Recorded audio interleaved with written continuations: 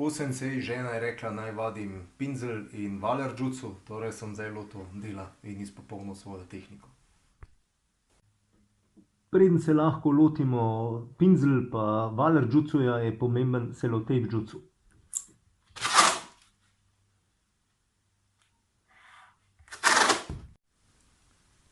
Preden začnemo z pinzelj in valer jutsujem, je pomembna vsaj polurna meditacija, da se duhovno, psihofizično in čustveno, oziroma na našem faksu bi rekli biopsihosocialno pripravimo na beljenje.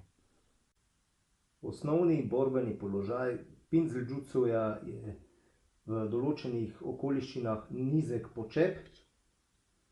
Primeš pinzelj tako in začneš štrihati. Vulgarno se tej poziciji tudi reče as to the grass position. Za zadeve v srednji višini je primeren zenkutsudači.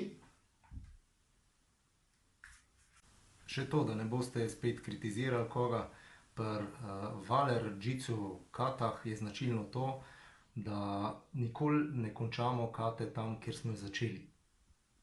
Ko se ukvarjate z pinzelj ali pa valer jutsujem, je pomembno tudi to, da je 30 ali pa 40 stopinj v prostoru, ker potem lahko poleg teh veščin trenirate tudi bikram jogo.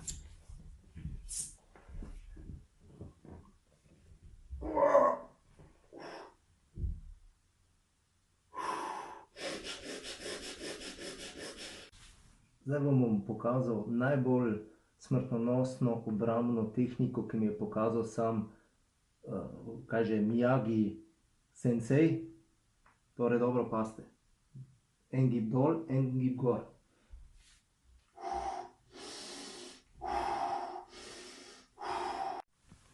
Pri valer jutsuju morate tudi paziti, ker se vam lahko kar naenkrat odpre tretje oko.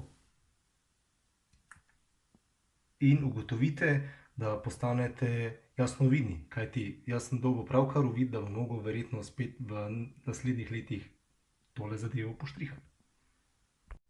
Ponovno poštrihati. Če ste duhovno dovolj zreli, lahko obiščete mojo spletno stran www.otelesu.com, kajti vsak duhovni razvoj se začne pri telesu in gre potem v eterične sfere. Tam imate cel kup tudi bolj resnih tematik. Se vidimo. Čau.